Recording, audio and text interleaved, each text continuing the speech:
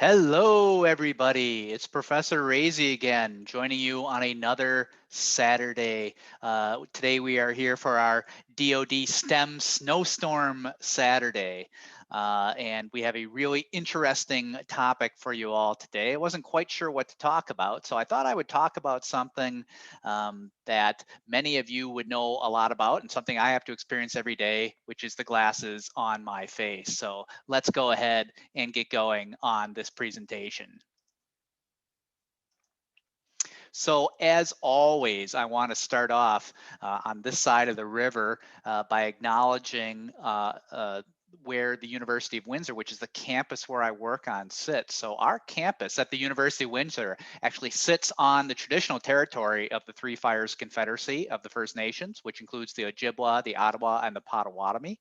And as people who are on this land, we respect the longstanding relationship with the First Nations people in this place. And the 100-mile Windsor-Essex Peninsula and the Straits, or Le Détroit of Detroit. So it's very important that we thank all of those who have made all of our work possible. So when I was thinking about what to call this talk, I came up with this title. So let's make spectacles of ourselves. So for the younger amongst you, you might not know this word spectacles, but spectacles is kind of an old-fashioned word for glasses. So let's make spectacles of ourselves, how glasses actually work. So when you hear that word spectacles, they're talking about these eyeglasses on your face. Let's just jump right on into that if we can. So a lot of people have to wear glasses. I certainly do. So here's a picture of me. Those are the glasses that I wear. Maybe you do as well. So you've certainly, even if you don't wear them, you've all seen people wearing glasses or contact lenses or something like that. So you're very aware of it, but do you ever stop to think, why? What is it that's going on where people have to wear glasses? What's going on with that? We're going to talk about that just over the next 15 minutes. So we have to start this discussion with a discussion on how the eye actually works. So here's a cross-sectional schematic of the eye, and vision is kind of a simple idea. Basically, you want to see an object. I'm sitting by a window right now. I can look out and see a tree out there. How is it that I can see a tree? Well, light from somewhere, most of the time the sun, but it could be from anywhere, but most of the time the sun is hitting that tree. The light from that tree comes into my eye, and it passes through some structures in the eye called the cornea and the lens that are going to bend that light and focus that light. And they're going to focus that light onto my retina. So the tree, the thing in that we're trying to see in this area of physics that we call optics, we call the object, whatever that thing is, a tree, a dog, a newspaper, a book, your computer screen. The thing that you want to see is an object. That light from the object has to be focused by the cornea and the lens, and the focusing of that light creates a clear image on the retina. So the image is this much, much reduced, because your eye is way smaller than the tree, a much, much reduced little picture of the object. Now, in our eyes, it's actually inverted or upside down, but we're not going to talk about that today. That image is focused onto the back of the retina, and if that is a clear image of, for example, the tree, then your brain will interpret that focused light as being a tree. Well, that all sounds pretty simple, but it's not. It's actually really, really complicated. So let's dive into that just for the next 5 minutes. So here's a really good cross-sectional schematic of the human eye. A lot of you might want to go into fields of medicine, and the field of medicine that studies the eye would be ophthalmology. And we're also going to talk about optometry a little later on when we get to the prescriptive lenses that correct your vision. So we talked before that most of the focusing in the eye occurs at the front of it. It's the cornea and this crystalline lens, it's called. Well, lenses you might be familiar with in your daily life. So here's a picture, of course, of a contact lens that goes on the front of your eyeball, but you may be familiar with a telephoto lens like this down here that gets clamped onto the front of a camera to bring in those things from far away up to your camera. This is something called a magnifying glass. That's a lens. Sherlock Holmes and detectives like that use that to search for clues. Some people use it to read fine print on a piece of paper. This thing down here is the top of a lighthouse. This glass structure is actually called a Fresnel lens. It's used to create the beams of light that lighthouses use to shoot miles out into the ocean so ships can see where the coastline is. That's another example of a lens. The thing in your eye is also an example of a lens. So we have to understand how a lens works.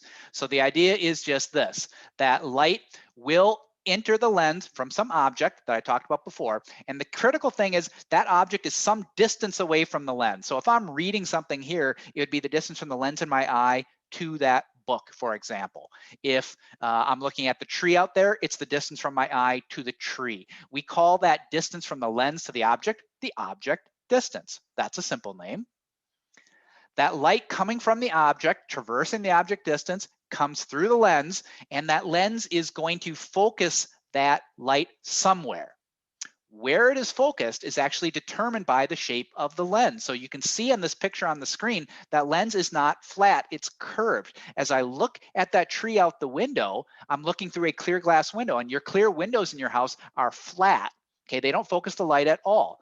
So if a piece of glass is flat, it's just a transparent window. But if that window was curved in some way, that curved piece of glass acts as a lens and it will focus the light. And how curved it is determines the focal length or how strongly it focuses light. If things are very flat, they don't focus at all. If they're really curved, they focus really strongly and the image will be real close. But it does depend on the curvature of the lens, which is defined by the focal length. After the light from the object traverses the object distance, it's focused by the lens, and the image will be produced at some distance from the lens that we call the image distance. And that image distance is then going to be determined by how far away the object was, the object distance, and the focusing power of the lens, the focal length of the lens. This is a lot of words to describe it. Physicists don't always like to use words to describe things. We prefer to use mathematics. So, warning, equation ahead. Don't panic. We're going to have to look at one equation to understand this, but there won't be a test at the end, so don't worry about that. The words I was using to describe how a lens works can be succinctly expressed in an equation. These are fractions down here. What it means is 1 divided by the focal length of that lens, which is just determined by how curvy the thing is, minus 1 over the object distance, the distance of the thing you're trying to see, will equal 1 over the image distances, where that image is formed. You don't have to memorize that equation. Basically, what you need to know is that where the image is formed does depend on how far away the thing is and the focusing power of the lens. What this means, that equation is if an object like a tree is far away, that has 1 object distance, the image is in one place. It's got a given image distance. But if another object like a book is close up and it's viewed through the same lens, the image will be somewhere else. And I'm showing that down here. So can you see that if the object, the tree and the book are different distances away from the lens, the image is different distances away from the lens? That kind of makes some sense. That is a problem. That's a huge problem for your eye. What is the problem? I was telling you that before. If that's the way a lens works, this won't work, because to see anything at all times, the image must always be focused on the retina. So this example I showed above, where say you have a lens where the tree is at some object distance and the lens perfectly focuses and images of the tree on the retina, you're like, perfect, that's awesome. But via that equation, it means if the book is much, much closer, the image of the book must be somewhere else. So I'm just showing it way back here, way beyond the retina. And then you can't see it. It does not work. That means that the lens would only be good for viewing stuff at 1 distance away, which would not be useful to you at all, because the image has to be formed on the retina. So that's a huge problem. And yet, I'm asking you now, do this little experiment with me. Look as far away as you can. I'm looking out the window at the house across the street. You maybe just look at the wall across the room. That's 10 feet away. That's good enough. And then look at something real close on your hand. You can see at all distances. You can see far away. You can see up close. So what's up with that? Well, the explanation for that is that the eye is an extremely adaptable optical system. And I'm showing a little animation here on the left side of the page. The answer is the lens in your eye actually changes shape all the time.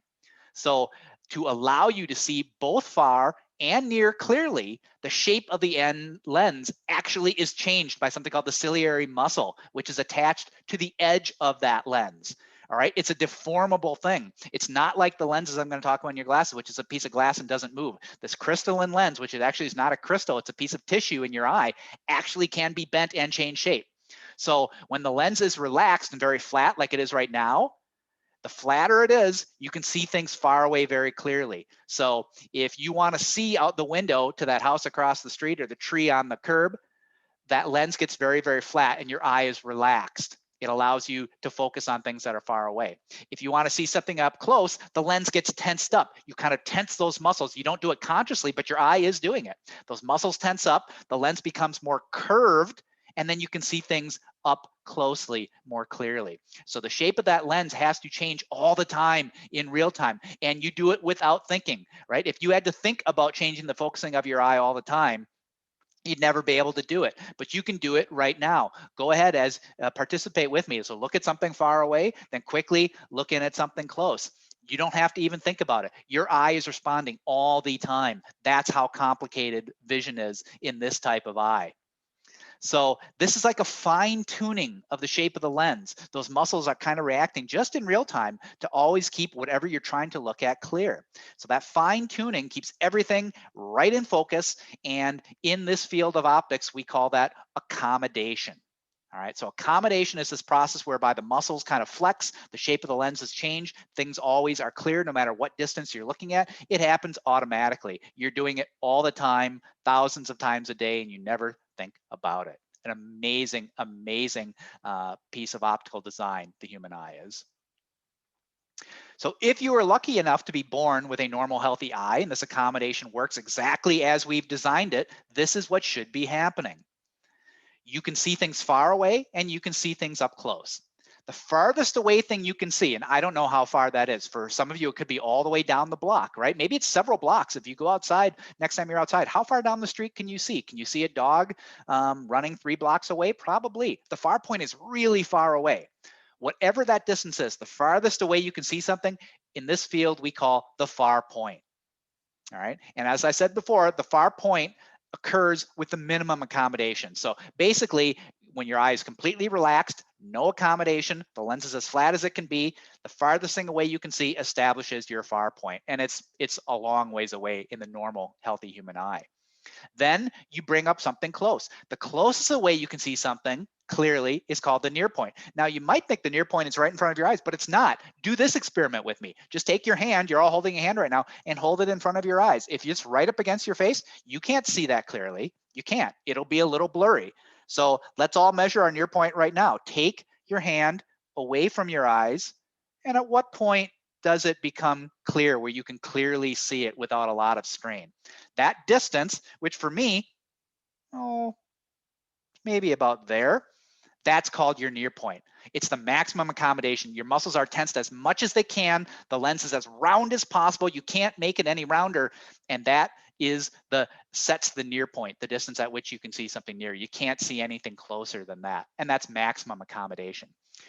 Turns out that as your eye ages, this near point changes. For a teenager, that near point could be about 7 to 10 centimeters. It's quite close, right? Because the lens is very responsive, the muscles are strong, it can deform it to a very round shape. You can see things up close, but you lose the ability to do that as you get older. That distance goes out to about 20 to 40 centimeters, for example, for middle-aged adults. And it can extend up to as far as 200 centimeters in later years. So I have this kind of funny picture in the lower right-hand corner for you younger people who are watching this. You may very frequently have seen older adults doing something like this. This is a picture of a guy who's trying to read something, but he can't read it. This happened to me as well. As that near point gets further and further and further away from your eye, you can't read something clearly. So if you want to read something, you have to hold it no closer than the near point. And as that near point extends, you actually have to hold it out at the end of your arm, right? So what this guy's doing in the picture is you'll see adults trying to do this. They're trying to read something and they're holding it out as far away as they can. That means their near point is at that distance. It's extended clearly more than 10 centimeters away from their eyes. It's just a normal part of aging, changing of the eye, and it's the loss of accommodation in the eye. So That's all expected for people with healthy eyes. But now I'm getting into why people need glasses. Some people, as I was, are not born with healthy eyes. So here's what happens in people without healthy eyes. So I'm showing a normal eye here. This is an exaggerated image, but imagine you're just born where your eye, instead of being round like that, is too long. That's obviously exaggerated, but it is actually physically longer than the normal eye. As I said, the whole point to vision in this normal eye that I'm showing right here is for light to come through the cornea and lens and be focused right on the retina. Well, if your eyeball is too long, it's not focused on the retina, it's focused in front of it. And so things are going to be blurry. So if your eye is too long, this is a condition that we call myopia or nearsightedness. You are not going to be able to see things far away. You're only going to be able to see things up close clearly. Conversely, if you can be born with an eye that's too long, you can be born with an eye that's too short or compressed. All right, again, exaggerated, but it is physically shorter than the normal eyeball. When that happens, the light which should be focused on the retina is actually focused behind the retina, still going to be blurry for you. We call this condition hyperopia or farsightedness. All right, so these are the two types of ways that the eye can not work correctly. You can either be nearsighted, that's what I am, and that's what the majority of people have, myopia. But some people are afflicted with this thing where they are farsighted, meaning they can only see clearly far off in the distance, no problem, but they can't see things up close. And we have lenses to correct both of those. Let's jump into that right now. So this is what afflicts most people commonly. So in the myopic or nearsighted eye, like we said, the healthy eye has a far point and a near point. In the myopic eye, the far point, which is how far away you can see, is way too close to your eye. And remember, the far point is the farthest thing you can see clearly. The far point's way too close. Everything further away from that is blurry and out of focus. For me, my far point is not far at all. Without my glasses, I can't see much beyond a meter clearly at all. So I am nearsighted. I see near well, far, not at all. Everything far away is blurry and out of focus. As that far point shifts in due to the misshapedness of my eyeball, the near point actually also moves closer. So technically, my close in near vision is actually improved because my near point is coming as well. But it's not so useful because how does that help you if you can hold something 10 centimeters away or 12? You don't notice it much. The loss of your far vision is way outweighs the gain of an improved near point. So we can fix that. An optometrist will fix that. You'll go see an optometrist or an optician. They will fit you with a set of glasses. And to fix this condition of myopia, they're going to prescribe a negative or diverging lens. So here's a picture, and I'm going to talk about this in a second, of a negative or diverging lens. This is what I'm wearing right now. The negative lens takes that far point and moves it back to where it should be, far away in the distance. So now with no accommodation, that is when my eye is relaxed, I can see things out at the far point clearly. It also will move the near point as well. But the big thing they're trying to do is correct your nearsightedness because you want to be able to see things far away. And you're going to have this negative lens. So here's the image that I just Googled of what the curvature of a typical negative lens looks like. And just to show you what it really looks like, here's a top-down photo of the glasses I'm actually wearing right now, of the negative lens I wear. This is the left lens on my eyeglasses. And I'm going to superimpose some lines here to show you the front and back surfaces of that lens. So that's what the front and back surfaces are. I'll take those off, and then you can kind of see. This obviously is the frame. Ignore the frame, but just look at the glass lens that's behind it. It has these surfaces just like that. And that should look a lot like this Google image that I found of a negative lens. That's the shape of a negative lens. It's been prescribed to correct my myopia, my nearsightedness. In the hyperopic eye, which is the far-sighted eye, remember the far point is the same. These people who are far-sighted have no problem seeing things far away, but you need a lens to take the near point and move the near point further away. All right, so the problem is their near point is too far away. They can't see things up close. Their near point should be here. It needs to be there. All right, so what we do is we are going to take a positive or converging lens, which mostly leaves the far point undisturbed. Not really, but you wouldn't really notice it. But it takes the near point and moves it to where it should be. right? Remember, the far-sighted person can't see anything up close. Their near point is too far away. It needs to be brought in to the proper near point. And the positive or converging lens, which note the shape of the lens. The glass curvature is a different shape, and that's what makes it a positive or converging lens. So people who are farsighted and nearsighted cannot swap glasses. Does not work that way. You have to have glasses specifically fit and prescribed for you to correct whatever is wrong with your eye. To do that, like I said, you're going to go to an optometrist or an optician.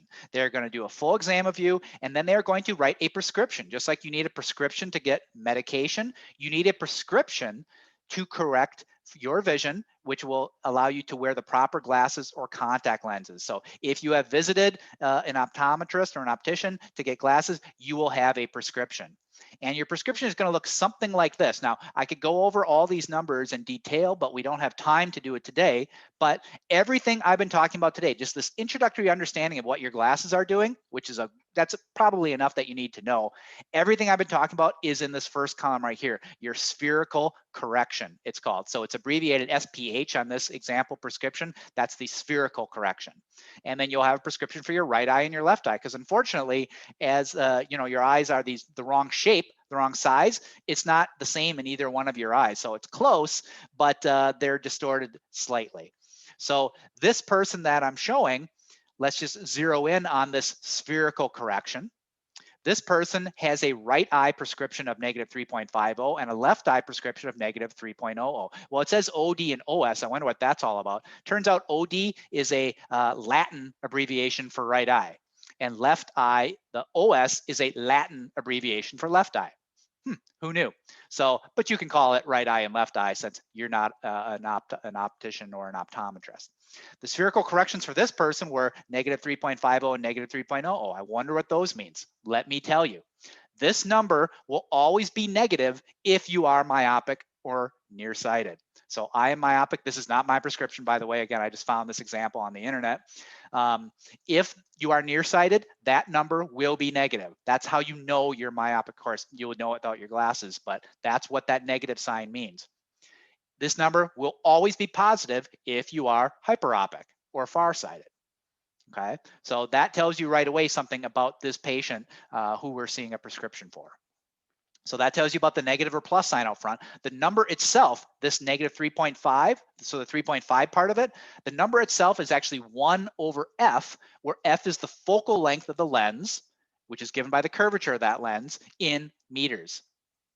So technically, this number would have units of inverse meters, we would say, but that's a really unwieldy thing to say. So the optometrists use the units of diopters, or just D. That's what they call it. So in this case, the patient has a right eye prescription of -3.50 D, or -3.50 diopters. Warning, equation ahead. What does that actually mean for the lens? Plug this into this equation.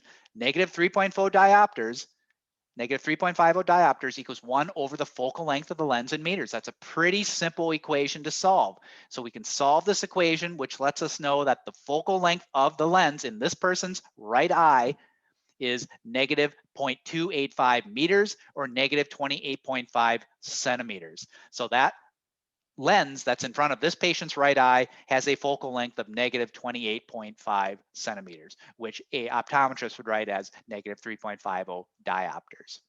That's what that number means. So for someone like myself who studies optics, that number tells them kind of about the curvature and shape of that lens. It's nothing you would need to worry about as a patient, but it does tell the person designing the lens how to make that lens. And lastly, for these numbers, the further away from 0 that number is, the worse your eyesight is. So someone with a spherical correction of like -1.0, -0.75, that's not very nearsighted. Someone whose prescription is -4.0, -5.0, the bigger that number gets, right, then the worse their eyes are. So you would like that number to be small if you could. So that's it. That's all I have for you today. So now you know why people wear glasses, and what it is they're actually doing. If you are lucky enough to not have to wear glasses or corrective lenses in your daily life, you now know what they're doing when you see those of us who do wear them on our face. And I would just say, be happy you don't have to wear them. So here's actually kind of a funny photo that I took with my phone through my spectacles, looking at a page of notes that I have on the desk behind me. So you can see that this lens really distorts that image, but it's a really kind of funny view of the world through these glasses. If you with a healthy eye tried to look through my glasses, everything would be blurry because your eyes work just fine the way they are. That's all I have for today. So thank you so much, everybody, for listening to me, for sharing with us today. Absolutely fantastic. And thank you so much for paying attention, and have a great rest of the weekend. I look forward to talking to you again real soon. All right, everyone. Have a great day.